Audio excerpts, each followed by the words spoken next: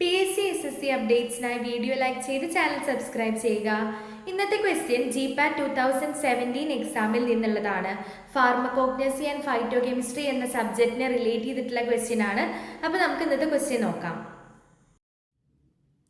Example of spontaneous mutation in nature: hybrid corn, polyploid banana, seedless orange.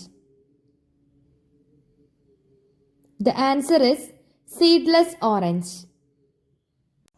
അപ്പോൾ seedless orange ആണ് answer. Seedless orange ആണ് spontaneous മ്യൂട്ടേഷന് example ആയിട്ടുള്ളത്. Mutation എന്ന് പറഞ്ഞു കഴിഞ്ഞാൽ ഒരു ഓർഗാനിസത്തിലെ DNA-ലോ അല്ലെങ്കിൽ വൈറസിലൊക്കെ വരുന്ന സഡൻ ചേഞ്ചസിനെയാണ്, പെർമനന്റ് ആയിട്ടുള്ള ചേഞ്ചസിനെയാണ് മ്യൂട്ടേഷൻ എന്ന് പറയുക. അത് ഒന്നെങ്കിൽ സ്പോണ്ടേനിയസ് ആയിട്ട്, അതായത് നാച്ചുറലി പെട്ടെന്ന് ഉണ്ടാവുന്ന മ്യൂട്ടേഷൻ ആവാം, അതല്ലെങ്കിൽ ഇൻഡ്യൂസ്ഡ് മ്യൂട്ടേഷൻസ് ആവാം.